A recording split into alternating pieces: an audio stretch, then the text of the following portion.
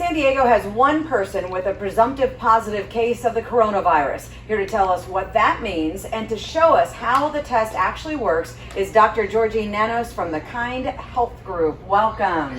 Hi, Ginger. Thank you. Thanks for coming in because you have the all-important, this is actually the coronavirus test right in your hands. Yes, it's not anything super sophisticated. It's a nasopharyngeal swab.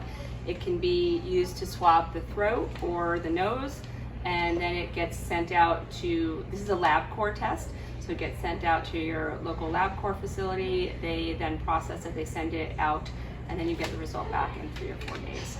So these are now available to primary care offices that request them, who have a LabCorp contract, and is my understanding. And then as well as, I think a lot of emergency rooms will probably have more of them.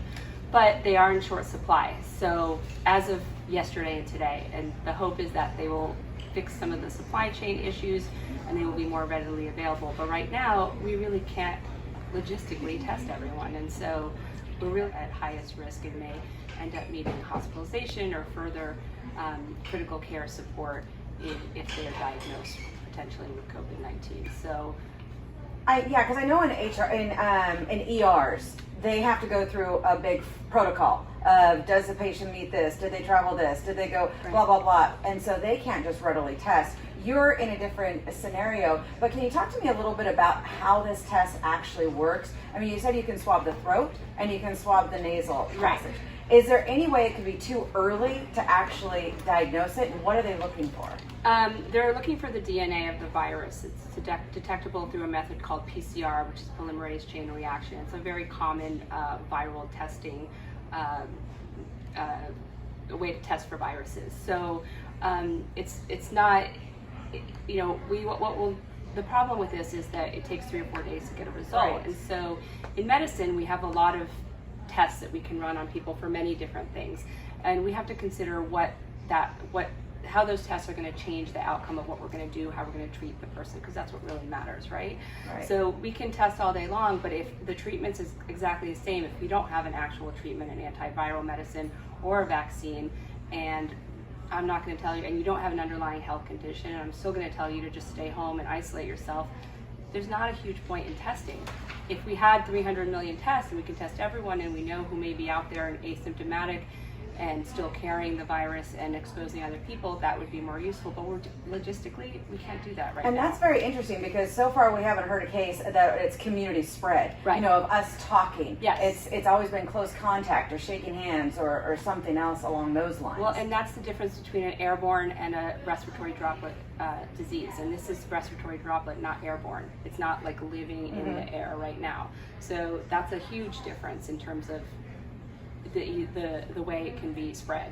So and we haven't seen any community transmission yet in San Diego County. How about the fact that politicians, it seems like a lot of politicians are making these rules and not medical doctors, because every medical doctor I talk to says calm down. Everybody needs to realize the death rate is so low, you know, 3% possibly.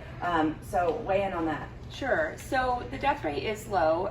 It's a little bit higher than the flu, but we still don't have we have a very small sample size that we're looking at.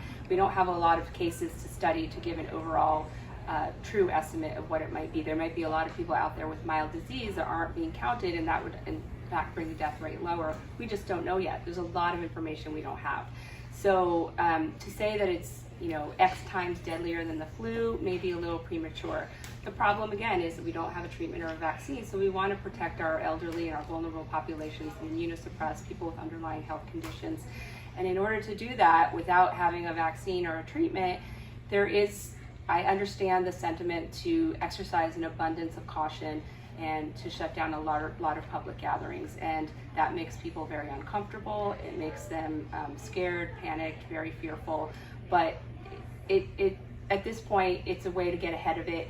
And if everyone locks down for a few weeks, then eventually it dies, and that's the hope. It's so incredible to see the test right here. This is it. It's okay I touch it? Yeah, This is the test for the COVID-19 test kit. I appreciate you coming in. We're going to continue this conversation because obviously we're just in the thick of it, Doctor. Thank you so much. I want to say one more thing. Wash your hands, social distancing, get your flu shot. All right. Good advice from the doctor. You heard it here. And don't panic. There you go. Okay, well, the Better Business Bureau is warning people about scams having to deal with the recent coronavirus concerns. In our green room right now is Skylar Crowley from the Bureau, and she's going to come back and tell us what we need to be on the lookout for.